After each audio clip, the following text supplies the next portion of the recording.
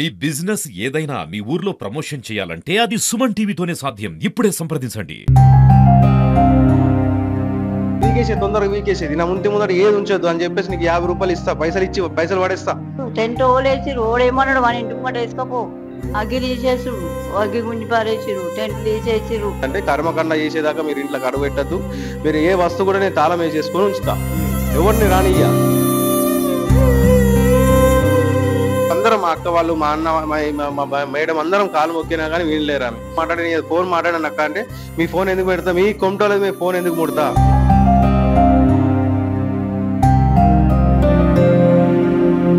ఉపాధి కోసం సిద్దిపేటకు బతుకు తెరువు కోసం అయితే సిద్దిపేటకు రావడం జరిగింది. సంతోష్ అనే వ్యక్తి అంటే ఒక బట్టల షాప్ లో కూడా ఆయన వర్క్ చేస్తున్నాడు. వాళ్ళ నాన్న అనారోగ్య పరిస్థితుల వల్ల మృతి చెందడం జరిగింది. నాన్న మరణం ఒక దిక్కు, మరో దిక్కు కిరాయికున్న ఇంట్లో ఖాళీ చేయాలని ఇంటి ఓనర్ ఫోర్స్ మరో దిక్కు. పుట్టెడు దుఃఖంలో కూడా నాన్న శవాన్ని పట్టుకొని శ్మశాన వాటికకు వచ్చి దహన సంస్కారాలు చేసి గత వారం రోజులుగా కూడా శ్మశానంలోనే జీవనాన్ని అయితే ఒక కుటుంబం కొనసాగిస్తుంది.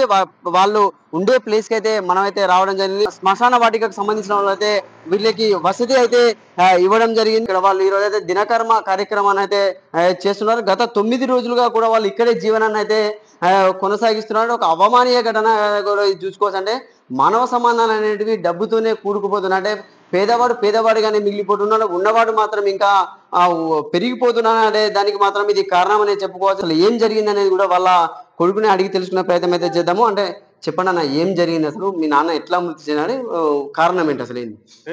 మా నాన్నగారు హెల్త్ బాగాలేదండి. తనకి ఒక సంవత్సరం బాగాలేదు. ఇక్కడికి వచ్చి 4 months 5 months అవుతుంది ఇక్కడ రూమ్ లో, శంకర్ నగర్ 1 లో. అయితే తనకు తెలుసు, అన్ని తెలుసు, నాన్నకి హెల్త్ బాగాలేదని తెలుసు, అన్ని తెలుసు. ఆయన కూడా డాక్టర్ గురించి అడిగినాము. డాక్టర్ ఎవరైనా తెలిసిన ఉంటే, మంచి డాక్టర్ ఉంటే చెప్పండి అంకుల్ కూడా చెప్పినాము. తర్వాత ఆయన అన్ని తెలుసు. తర్వాత ఏమైందంటే 5:30కి ఏమో చనిపోయిండు అన్న. ఆ రోజు సాయంత్రం 5:30కి అట్లా చనిపోయిండు. చనిపోతే ఏమైందంటే ఒక హాఫ్ అన్ అవర్ 1 అవర్ తర్వాత ఇట్లా అంకుల్కి ఓనర్ కి ఫోన్ చేసినాం. ఫోన్ చేసి ఇట్లా మా నాన్న చనిపోయిండు సార్ అంటే, మీ ఇంటికి తీసుకెళ్ళండి అని అన్నాడు. అంటే ఇక్కడ నాకు వీలు లేదు సార్, బాగా దూరం ఉంటుంది అది, అక్కడ పరిస్థితి బాగాలేదు సార్ అని ఆల్రెడీ చెప్పినాము.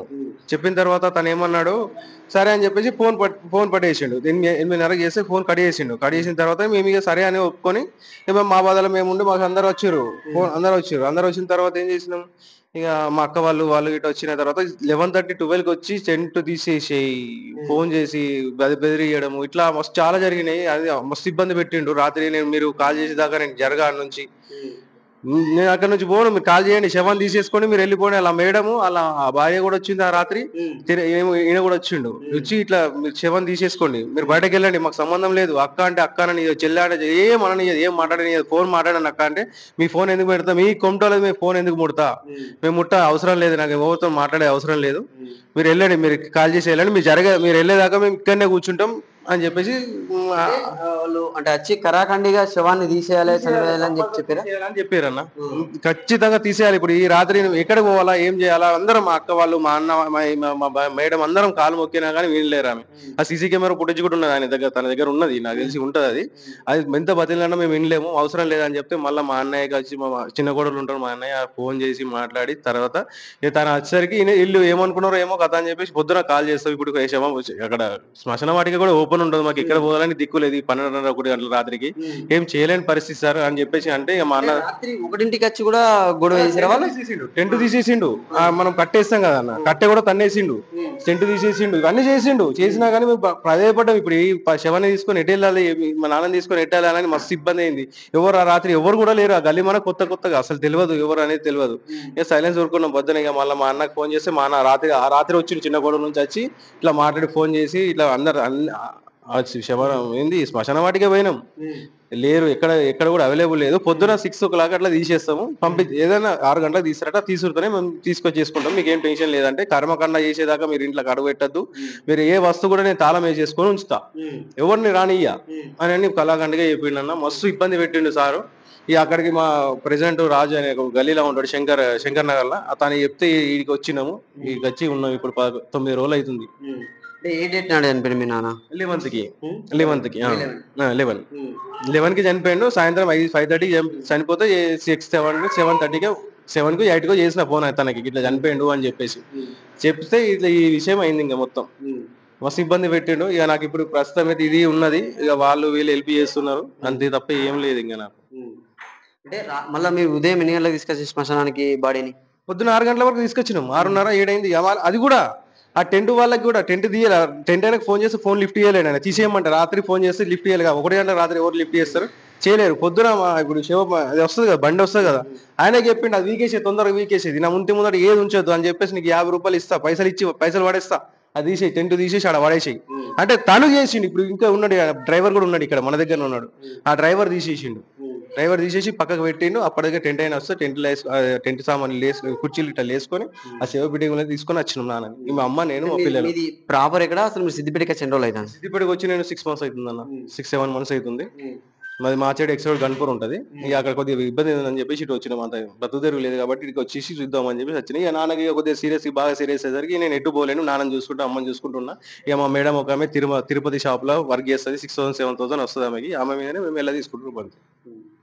సో అంటే చూడండి, ఏంటంటే ఒక మనిషి చనిపోయిన తర్వాత అంటే ఆపాలి, అంటే ఉండనివ్వండి అనే ఇంటి ఓనర్ కూడా మానవత్వం చూపించకుండా రాత్రి 12 గంటలకు ఇండ్లు ఖాళీ చేయండి అని కూడా ఇబ్బంది పెట్టడంతో వాళ్ళు శ్మశాన వాటికలను అయితే ఇప్పుడు ఉంటున్నారు. మృతి చెందిన వాళ్ళ భార్య అయితే ఉన్నారు. అసలు ఏం జరిగిందమ్మా ఆ రోజు రాత్రి, ఏం జరిగింది? ఆ రోజు 5 గంటలకు మా ఆయన తానం చేపించినాము, తయారు చేసినాము. ఆయన తానం చేసినట్టే ఇట్లా కూర్చుంటే పెడితే అట్లే ఇది అయిపోయింది. ఇక ఆ అబ్బాయి నేనే ఉన్నాం. మా కోడలు బయటకు వెళ్ళింది. ఆయనకి ఎట్లా మరి డాక్టర్ ఫోన్ అంటే డాక్టర్ చేస్తే డాక్టర్ ఏం ఎత్తలేదు. ఇక ఈయనకు చేసిండు, ఇట్లా అయింది నాన్నకంటే సప్పుడు చేయలేదు. సప్పుడు చేయకుండా అమ్మకి ఇట్లా సప్పుడు చేస్తలేరు ఎట్లా అంటే మరి ఏం చేద్దామని అన్న. ఇక నేను ఏడ్చుకుంటున్నా, నాకేం మనసులో పట్టలేదు, నేను ఏడ్చుకుంటున్నా. ఇక తర్వాత జరిగింది, వాళ్ళే చూసుకున్నారు. నా కొడుకు, నా కోడలు, నా బిడ్డలు వచ్చిర్రు ఇద్దరు. ఆ బిడ్డలు మాట్లాడితే అక్క అంటే అక్క అనుడు, చెక్క అంటే చెక్క అనుడు. టెంట్ ఓలేసిరు, ఓడేమన్నాడు మన ఇంటి ముంగట వేసుకోపో, అగ్గి తీసేసుడు, అగ్గి గుంజి పారేసిరు, టెంట్ తీసేసిరు. ఆయనకు ముందే తెలుసు, బాగాలేటని తెలుసు. నేను ఆయనను అడిగిన, ఎక్కడన్నా డాక్టర్ మంచోళ్ళు ఉన్నారా మీరు చెప్పుండ్రి, మీకు తెలుసు, మాకు తెలియదు, మేము కొత్త వాళ్ళం అని చెప్పినా కానీ ఆయన ఒక డాక్టర్ పేరు చెప్తే ఆ డాక్టర్ చూపించినాం. ఆయన చూసిండు, 10-15 రోజుల కింద చూసిండు, అన్ని నార్మల్ ఉన్నాయని చెప్పిండు. ఇక మళ్ళీ ఆ రోజు అన్నం తినిపించిన, పాలు తాగిపించిన, కథం ఇక స్నానం చేయించిన, మంచిగా కూర్చుని పెట్టినాం. అమ్మ పరుపు తెచ్చిండు, అది మన ఇది కరెంట్ది పరుపు తెచ్చి, అమ్మ పరుపు వండ పెడదాం, నాన్నకు కుండ్లు అయినాయి, ఇలా కుండ్లు అయినాయి పక్కన. అయితే నాన్నని వండ పెడదామంటే నాన్న నాకు ఆగుతలేదు, నాకు చక్కెర వచ్చినట్టు అయింది, దొడ్డికి ఇన్ని కడిగిన, అంత వాసన వస్తుంది, నాకు తలకాయ తిప్పుతుందిరా, నువ్వు పట్టుకోరా అంటే అమ్మ నాతో కాదని ఆయనతో లాబట్టి మంచం మీద వండబెట్టింది, షాల్ వేసి కథం అంతే. ఇక మా లేదా నిద్ర పోయినట్టు ఉన్నాడు, అన్న ఫోటోలో కూడా ఉన్నాయి. చూడొచ్చు ఎంత ఇది చాలా అవమానీయ ఘటన. అంటే మానవ సంబంధాలు అనేవి రోజు రోజుకు తగ్గిపోతున్నాయనే దానికి మాత్రం ఇది నిదర్శనం అని చెప్పుకోవచ్చు. ఏంటంటే ఇప్పుడున్న రోజుల్లో డబ్బుకు ప్రాధాన్యత ఉంది. అంటే ఒక సొంత ఇల్లు లేకపోవడం, సొంత జాగా లేకపోవడం కూడా ఇది ఇంత దారుణం, అంటే దారుణ ఘటన కూడా చూసుకోవచ్చు. ఏంటంటే ఇది ఇప్పుడు అంటే డబ్బులు మనం మరణించిన తర్వాత మనం డబ్బును కానీ మనం ధనాన్ని కానీ తీసుకపోలేం. ఇలాంటి ఘటనలు మాత్రం మళ్ళీ పునరావృతం కాకుండా ఉండాలని చెప్పి కూడా జనాలు అయితే అభిప్రాయపడుతున్న పరిస్థితి ఉంది. కెమెరామెన్ శేఖర్తో సతీష్, సుమన్ టీవీ, సిద్దిపేట. తొందరగా వీకేసేది, నా ముందర ఏది ఉంచొద్దు అని చెప్పేసి నీకు 50 రూపాయలు ఇస్తా, పైసలు పడేస్తా. టెంట్ ఓలేసిరు, ఓడేమన్నాడు మన ఇంటి ముంగట వేసుకోపో, అగ్గి తీసేసుడు, అగ్గి గుంజి పారేసిరు, టెంట్ తీసేసిరు. అంటే కర్మకండ చేసేదాకా మీరు ఇంట్లో అడుగు పెట్టద్దు, మీరు ఏ వస్తువు కూడా నేను తాళం వేసేసుకొని ఉంచుతా, ఎవరిని రానియ్యా. అందరం మా అక్క వాళ్ళు, మా అన్న, మా మేడం అందరం కాలు మొక్కినా కానీ వీళ్ళు లేరా. ఫోన్ మాట్లాడాను అక్క అంటే మీ ఫోన్ ఎందుకు పెడతా, మీ కొంటోలేదు మీ ఫోన్ ఎందుకు ముడతా.